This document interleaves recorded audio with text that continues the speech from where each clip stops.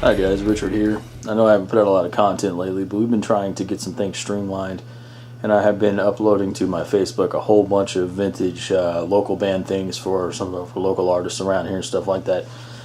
It's been crazy busy, of course, but we've got the studio almost all together and ready to start producing more content. And I realized I'd never done a studio tour, so it's small, but let's do it. Let's check out the studio. I'll take you guys around and let's see what's up. Alright, I know this is kind of a cardinal sin, but I have the video light on. So this is just when you come in the studio. There's a little dry erase board to write down progress things. Little star map.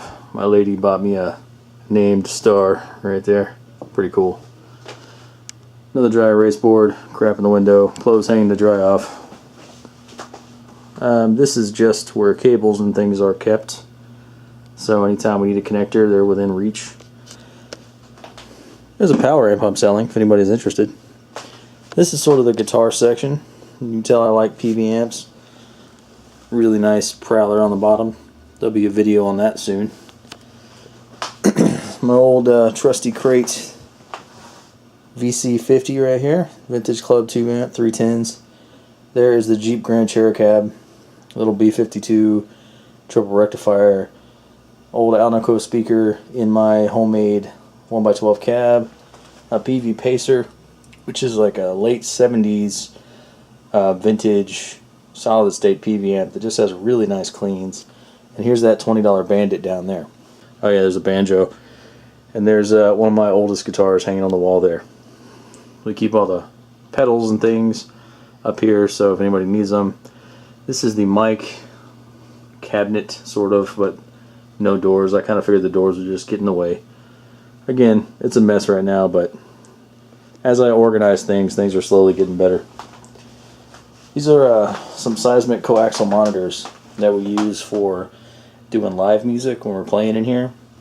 And these things work fantastically, the little coaxials. I'd suggest you pick them up. This is a buddy's guitar case I need to get out of here.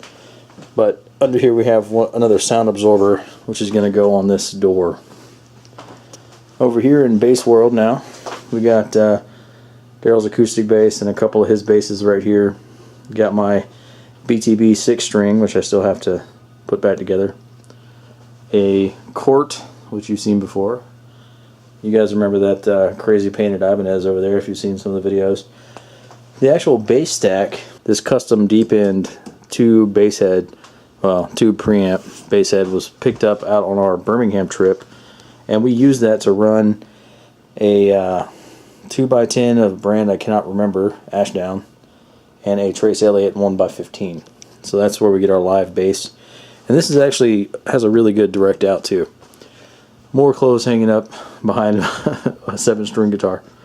Let's see. The bass stack's also on wheels. We can roll the whole thing out of the way so we can get to the closet. Little PV Backstage 30 amp. It's a really good sounding vintage amp, but it's kind of like what people use when they come over and jam. If we need to run somebody over here and somebody over here. The wall of Ibanez SZs. You guys know I like SZs. They're my favorite sort of production instrument, but the pickups are pretty much changed out in all of them.